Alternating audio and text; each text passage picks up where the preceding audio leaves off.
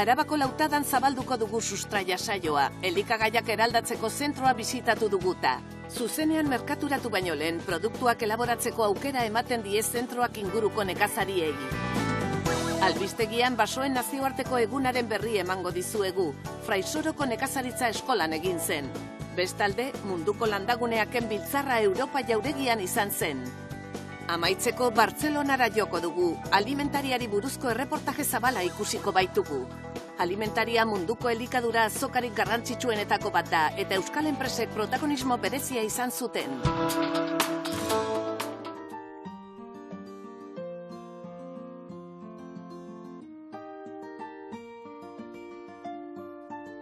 Lautada Arabako 7 kuadriletako bat da. Nekazaritzak garrantzia handia du hemen, eta zereala, patata eta erremolatxa dira ohiko laboreak. Aran inguruko mendietan artzaintza nabarmentzen da. 8 udalerritan 60 herrixka batzen dira eta agurain dute hiriburu eta biztanlegune nagusi. Nekazaritzako elikagaiak eraldatzeko zentro hau iaz inauguratu zen Donemiliegako udalak lagatako eta Lautada landagarapeneko elkarteak bultzatutako espazio batean. Irteera interesgarria da eskualdeko nekazari abeltzainentzat, euren ekoizpenak eraldatuz eta zuzenean salduz produktuei balio erantsia emateko aukera dutelako. Zentroak oraingoz 4 atal ditu. Lekaleak garbitzeko eremua, hegaztiak hiltzeko espazioa, koltza eta ekilore olioa ateratzeko lekua, eta azkenik irindegia, irinak testatzen dira bertan. Atal bakoitza besteetatik bereizita dago eta erabiltzaileek eurek erabakitzen dute zer nolako eredua diseinatu nahi duten. Zentronen abiapuntua sortu zen 2017an, hasi ginenean erreflexio prozesu bat, non ikusten genuen hemen Lautadan bertan ekoizten zirela produktu asko, patata, erremolatxa, zerealak eta bar, baina produktu horiek guztiak kanporatzen ziren eta gero seguruenik voltatzen ziren gugana, elikagai edo edari moduan, ez? Eta uste genuen produktu horiek zeukaten balore gehigarri hori hemen bertan gelditu behar zela, eta hasi ginen aztertzen aukerak, halako transformazio zentro bat gure neurrira txikia bada ere, hasi behar genuela nonbaitetik gauzak eraldatzen, eta ikusi genuen ere, zeudela nekazariak eta abeltzainak interesatuak eraldatze prozesu horretan, eta horregatik hasi ginen aztertzen aukerak, eta azterketa horretatik nolabait gaur egun daukagu txikia bada ere, gure eraldatzeko zentroa hemen Donemiliegako udalerrian. Nekazaria abeltzainentzako onurak nabariak dira, baina kontsumitzaileok ere onura atera dezakegu hurbileko eta kalitatezko produktu eraldatuetatik. Ekoizleen onura zentro honetan nabarmena da, ez? Esplotazioan bertan ekoizten dena hor bertan gelditzen baita, ez? Ez da inora eramaten eta sortzen den benefizio hori edo ez da gelditzen kanpoan, baizik eta bere lekuan, gelditu behar den tokian. Hemen partekatu behar dira makinaria eta bestelako tresneriak, nolabait esatearren ekoizle bakoitzak ezin duelako euki makinaria hori guztia eraldatzeko bere produktua, partekatzen da eta horrek ere onura ekartzen dio nekazari bakoitzari eta produkzio osoari ere bai. Diego eta bere lantaldea jotake ari dira lanean, osorik emanak daude hegaztien hilkintzan. Higiene eta osasun arau zorrotzengatik ezin da prozesua grabatu. Hau da hiltzeko esparru bat, batez ere oilaskuak eta oioak, eta nork ekarri daitekeen oilaskuak eta batez ere ekoizleek. Ekoizleek, nolabait, cestas de consumo, edo jatetxe batean edo hola saltzeko oilaskuak, eta aparte, etxean dauzkaten oilasko batzuk, eta izugarrizko lioa da hiltzea etxean, eta ekar dezaketen nahi dutenak, eta hemen prezioa da 3 euro. 3 euro oiazko bakoitzako. Errota txiki hau, irin mota desberdinak testatzeko da, eskualdeko ostalaritzak, okindegiek edo partikularrek erabiltzen dituzten irinak hortik ateratzen baitira. Gure helburua da, esparru hau izatea edo esperientzia desberdinak baloratzeko esparru bat. Hau da, ekoizle batek nahi badu erein gari mota bat, hemen dauka aukera jakiteko gari hori behin landatuta ze emaitza eman dezake irina ekoizterakoan. Beraz, etorkizunari begira hori da gure helburua izatea, esparru, nekazaritzako esparru bat izatea. Okiturri, nekazaritzako elikagaiak eraldatzeko zentroak Lekale garbitokian du jatorria. 4 nekazari hasi ziren eta gaur egun 6 dira. Lekale garbiak zuzenean merkatura ditzakete, azoketan, merkatuetan eta partikularren artean. Esan dezakegu, esparru hau dela Okiturri proiektuaren enbrioia. Hemen hasi zen, hau izan zen lehenengo esperientzia, eta hemen nire atzean ikusten duzu makina honek balio du lekaleak garbitzeko. Hemen hasi ziren 4 nekazari, gaur egon dira 6, eta hemen egiten dutena da, behin usta jasota, ekartzen dituzte ona babarrunak, garbantzuak, txilistak, eta bar, pasatzen dituzte makina horretatik hasiak, eta egiten da lehenengo kriba bat, gero bigarren kriba bat, eta gero eskuko lana ere egin behar da. Eta horrela daukate produktu bat gero ja azoketara edo ondetara eraman daitekena. Zer lortu da honekin? Lortu da batez ere baserrian egiten zen eskuko lan horretan murrizketa handi bat.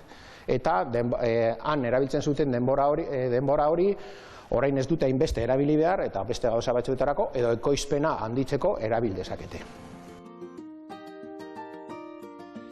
Koltza eta ekilore olioak ateratzeko eremuak ekiolio marka jartzen du merkatuetan, bai era ekologikoan, dagokion zigiluarekin, bai era konbentzionalean. Pandemiaren garaietan, etzean giunden eta denbora gehiago geniokan zera bazkenean proiektu guztiak ordenatzeko edo eta hori egin eta gero, esan genuen, hau geldi ezina izateko zer behar dugun, izen bat ibili. Eta hortik datu horre izena, ekiolio, marka komertziala moduan. Eta, bikide gara, eta bion artean, egiten dugu dena, ezta? Ekartzen dugu hemen zein koltza, zein ekilorea, geroxeago olioak egiteko. Olioak da lehen presioiko hotzetan beti, ez dugu berroa ematen.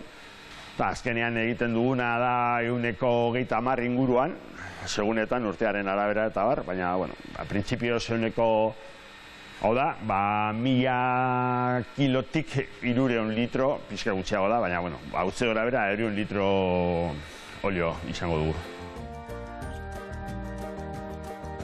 Olioa erauztea prozesu erraza da, gainera prozesuaren ostean sortzen den hondakina aberei jaten emateko erabiltzen da.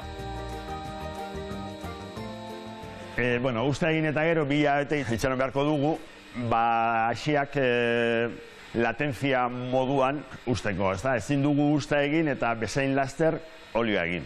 Itxaron behar dugu 2 hilabete gutxe gora bera. Ja gero ekarriko dugu naino, poltsatan, eta traspaleta batekin botatzen dugu ontsia, eta behin ontsia, ikus dezakigu nola sartzen den olioa, ezta? Normalean, por gravedad, erortzen da prentsaraino, eta hemendik sartuko da alde batetik torta, hau da animalietzako janaria. Normalean hau kotza eginora joango da, eginoko hartzai gazta, eta bestaldean ikus dezakegu nola erortzen den olioa, ezta?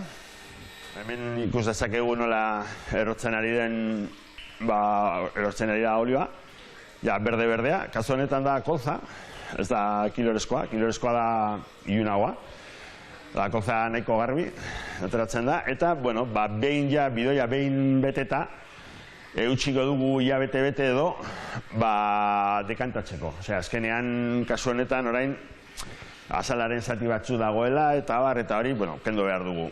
Ez filtratzeko, usten dugu hemen bidoiak, 2 hilabete, utzi gora bere, hilabete eta piko 2 hilabete, eta ia dekantatuko da. Geratuko da garbi-garbi, eta, enbasatuko dugu, botellatan edo garrafatan. Kasu honetan, hemen ikus dezakegu hori hau ekilorezkoa dela, ikus dezakegu nola dago garbi-garbi, eta kolorea ere nabaritzen da, edo botellatan. Botellan ere, ikus dezakegu nola dagoen olioa.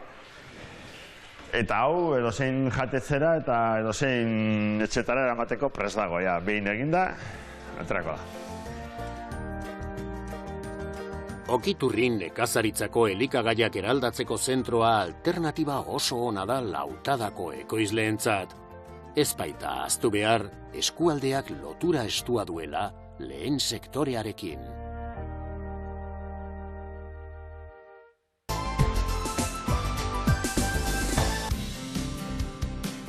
Martxoaren 18an, ospakizun ofiziala baino egun batzuk lehenago, Euskadik basoen nazioarteko eguna ospatu zuen.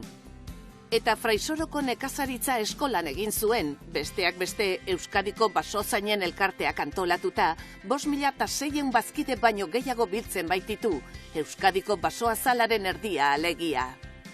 Euskal erakundeetako ordezkariak Fraisoron izan ziren sektoreari babesa erakusteko, 30.000 familia bizi dira baso zaintzatik.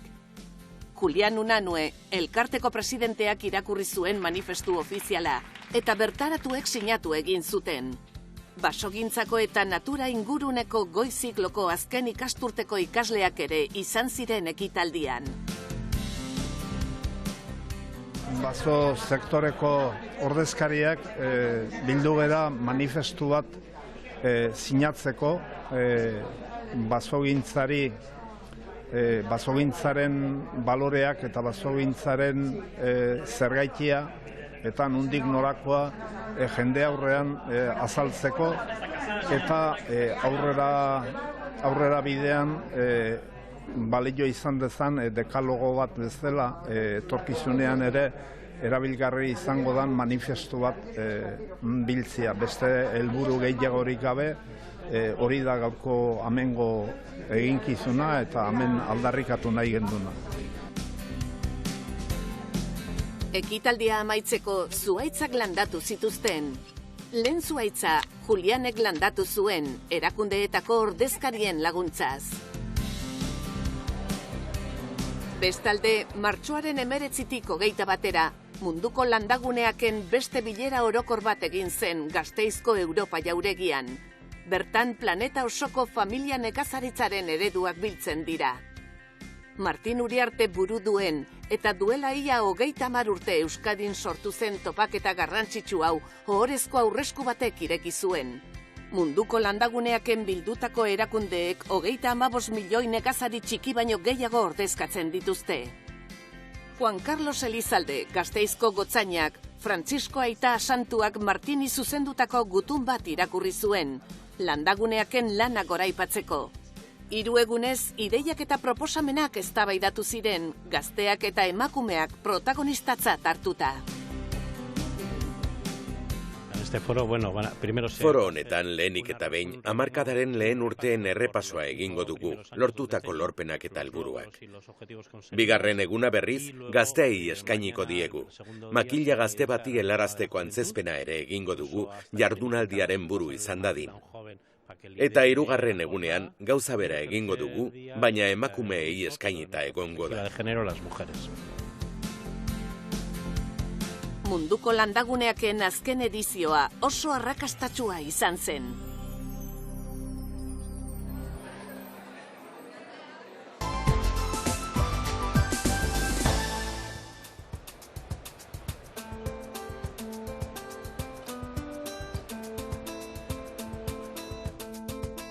Martxoaren 18-tik 21 bitartean, alimentaria eta hostelko antolatu dituzte berriro Bartzelonan, firaren Gran Biako esparruan. 3.200 erakusketarik hartu dute parte eta haietako 900 nazioarteko enpresak ziren. Hain zuzen, nazioarteko presentzia 125 hazi da 2022arekin alderatuta. Alimentariako zuzendariak azpimarratu dituen zifrak ikusita, garbi dago topaketa hau dela elikadurari buruzko munduko hitzordurik garrantzitsuenetako bat. 2026an, hurrengo edizioan alegia, alimentariak 50 urte beteko ditu. Posiblemente es la edición más internacional de Ziur aski, alimentaria azokarik nazioartekoena da. 3.200 enpresak hartzen dute parte. Eta horietatik 1.000 nazioartekoak dira. 60 herrialde nabarmentzen dira. Besteak beste, Italia, Turkia, Polonia, Argentina, Kroazia, Georgia, eta Asiako multzoan, Txina eta Hong Kong, Taiwanekin, Hego Korearekin eta Tailandiarekin batera. Nazioarteko ikuspegitik marka guztiak gaindituko ditu. Asteleneko irekierako zifrak ikusita, 100.000 bisitari espero dira. Horietatik, 25 atzerritarrak.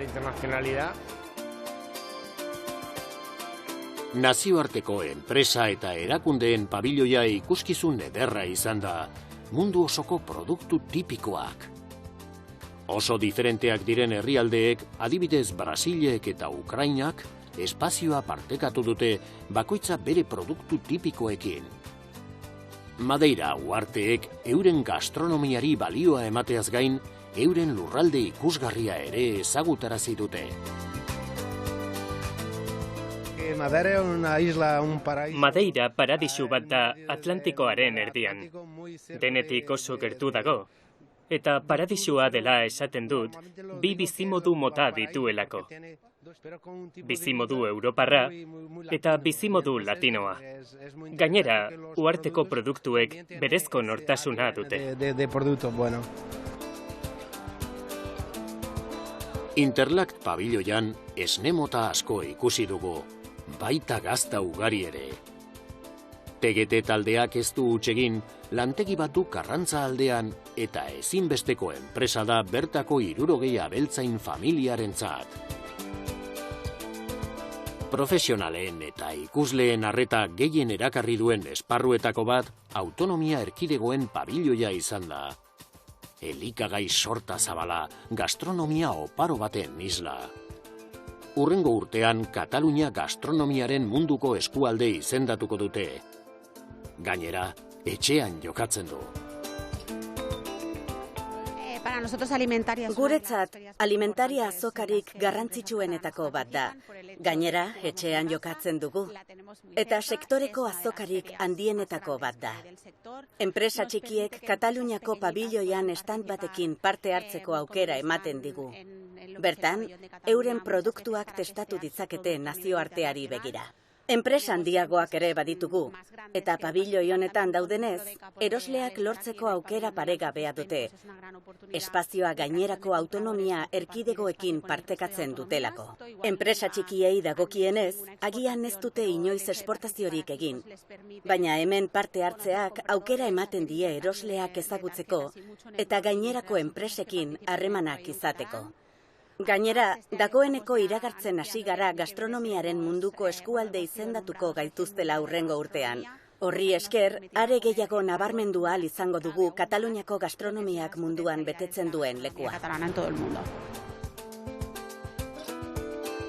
Euskadik hasieratik hartu du parte alimentarian eta azoka garrantzitsu horren erreferentea da.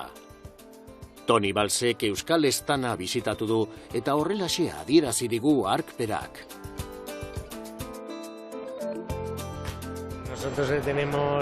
Guk Euskadi bereziki maite dugu. Ez bakarrik alimentarian parte hartzeagatik, baita Barcelona Wine Week ekimenagatik ere. Otsailean antolatu baitzen parte hartze handiarekin. Urtero etortzen zarete, aukera bikaina baita Euskal enpresentzat. Eta ia 50 enpresak hartzen duzue parte. dinamismo eta ilusio handiz.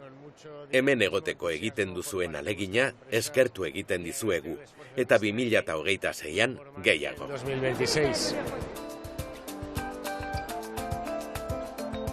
Gastronomia eder batean oinarrituta, Euskal Elikagaiek ospe handia dute nazioartean. Gainera, enpresek elikagai ikusgarriak eta berritzaileak aurkezten dituzte. Gure estanera 24 enpresa etorri dira eta beste dozena badaude estanetik kanpo euskal enpresak. Guztira 41 euskal enpresa, elikagai industriako euskal enpresa izan ditu alimentariako edizio honetan. Oso feria potentea da alimentaria eta etortzen dira beraien produktu berri guztiak aurkeztera. Beraien bezeroak hemen topatzen dituzte eta salmenta puntu oso nahi izaten da. Gaur buelta bat eman dugu eta itzain dugu gure enpresakin eta egia esan badirudi ondo funtzionatzen ari direla eta dauden asmoak oso onak direla etorkizuna begira. Patata Sarriegi, Usurbilgo enpresa, 2001 azkeroztik etortzen da alimentariara eta edizio honetan ohiko produktuei gehitu zaizkien referentzia berriak ekarri ditu. 2001 etorri ginen lehen aldiz, eta balantzea positiboa da. Batzuetan ez gara etorri, ez baikenuen ezer berririk eskaintzeko. Batez ere hasi ginenean, duela 25 urteia. Baina azken 5 urteetan sortu ditugun zapore berriek bidea erraztu digute 30 herrialdetan gutxienez sartzeko. Guretzat, huts egin ezineko hitzordua da. Mota guztietako zaporeak aurkeztu ditugu. Limoia eta piper beltza, bollur beltza, eskabetxe antzekoa, txuleta txingarretan, zapore harrigarriak. Urdaiazpiko iberikoa, chorizo pikantea, espeletako piperra hutsa, zapore tradizionalez gain oliba olio virginarekin eginak, 17 referente guztira. 17 referencias en cuanto a gama total, ¿no? Itxasetxea kofradiak ere produktu berriak ekarri ditu alimentariara. Zehazki, 3 produktu. Gure basurako flotak harrapatutako arrain freskoak kontu handiz elaboratu ondoren, kalitate goreneko elikagai bihurtzen dira. Kofradia itxasetzea proiektuarekin gatoz, zere, gu garatu dugu lan lerro bat, eta da produktuen garapena. Orduan, gure produktuen artean, ekarri ditugu 3 produktu berriak aurten, lehenengo edizioan produktu gutxiagoekin etorri ginen, baina aurten gure produktuen gama handitu da eta zabalagoa da, eta etortzen gara kroketa, berdel kroketekin, antzoa eta legatz kroketekin. Gero ere gure beste nobedade bat da berdel hamburguesa. Gero ere ekartzen dugu gure arrain zopa, arrain pudina, eta gure galuze hamburguesak hainbat formatu ezberdinetan. Korpatxef enpresaren kasua antzekoa da. 1980 urtean hasi baitzen ostalaritzarako produktuak egiten. Itxaskiz, arrainez eta haragiz egindako produkturik onenak eskaintzea du helburu, erraz erabiltzeko moduko formatuetan. Azokan arrain pastel berriak aurkezteko aprobetxatzen ari gara. Beti ezagutu izan gaituzte krabarroka pastelakatik. Orain izokin eta egaluze pastelak aurkeztu ditugu. Baita gure produktu hotzak eta izoztuak, olakarroa, kroketak. Katalunian lan handia egiten dugu tokiko ostalaritzarekin, baina ona estatu osoko banatzaileak etortzen dira, eta gure berrikuntzei ari daude. Paturpat enpresak betidanik hartu du parte alimentarian, azoka sortu zenetik Arabako patatei balioa emateko. Kalitate handiko patatak dira hainbat formatutan elaboratuak. Adibidez, 5 minutuan tortilla bat egiteko aukera ematen dute. Paturpat sortu zenetik etortzen gara alimentaria azokara. 2016an sortu zen, eta berehala konturatu ginen guretzat oso azoka interesgarria zela. Ostalaritzako banatzaile ugariren topagunea da. Estatuko zein Europako jende asko bertaratzen da, eta gure produktuaren kalitatea erakusteko eta frogatzeko modu bata. La calidad de nuestro producto. Añanako gatzaranak eta eskualdeak denetik dute. Kultura, historia, paisaia. Horrez gain, Araneko gatza paregabea da eta Eusko Label zigiluarekin ziurtatuta dago. Hori delata, Añanako gatza merkatu askotan sartu da. Bai, hemen gaude urtero eta oso ondo dagoz, pantalla bat izan da beste lurretara zabaltzea gatzainana, Añanako gatza. Alimentaria azokako euskal taldearekin bat egiten duten enpresak gero eta gehiago dira. Mahala baserriak esaterako esnekiak egiten ditu eta azokara etorri da bere produktuak aurkeztera. Balantzea oso positiboa da. Euskal baserri batetik gatoz, nahi genuen pixkat ezagutu, bisitari bezala etorri ginen oain arte, eta nahi genuen ezagutu pixka bat, nola da pixka feria hau, jende berri ezagutu, jende bat etorri zitzaigun galdetzen pixkat atzerritik, bai Estatu Espainoletik, eta bueno, nahi genuen pixka jende horrekin kontaktatu, aber zerbait egitea bazeon, gehien bat begira, gure gaztai begira. Euskadiko estanak baske txokoa jartzen du hainbat azokatan, baita alimentarian ere. Hemen, uztartzeek eta dastatzeek banatzaileen eta prentsa espezializatuaren arreta erakartzen dute. Basque Wine produktuak dastatzen diren ekitaldi hoietako baten izan gara. Txakolinak, Arabako Errioxako ardoak, Euskal Sagardoak, denetik. Mikel Garaizabal komunikatzaile eta somelie adituak dasta bat prestatu digu. Aurtengo alimentarian ekitaldi desberdinak egiten ari gara, eta bat izango litzateke hamaiketako bat egitea influentzerendako. Zer lortzen dugu hamaiketako honekin? Bazkenean ezagutzera ematen dugu Basque Wine. Zer izango litzateke Basque Wine? Basque Wine da Eusko Jaurlaritza daukan marka bat bultzatzeko Euskal Erkidegoko edaria. Kasu honetan, Getariko txakolina, bestalde batetik Arabako txakolina, Bizkaiko txakolina, Euskal Sagardoa eta Arabar Errioxako ardoa. Baina Arabar Errioxakoa, bai, gutxienez 85% bertako mahatzarekin eginda, bai, Arabar Errioxakoa eta hemen ikusten dugu etiketan. Eta guzti hori, uztartu egiten dugu, elikagai desberdinekin, hau da, enpresa batzuek elikagai berriak aurkeztu dituzten, eta uztartu egiten dugu elikagai horiek, Basque Wine edariekin. Ordubetetik gora iraunduten uztartzea eta dastatzea amaitu ondoren, Gabriela, idazle gastronomikoak, Basque Winek eta Euskal Estaneko jakiek eta produktuek eragin dizkioten sentsazioei buruz hitz egin digu.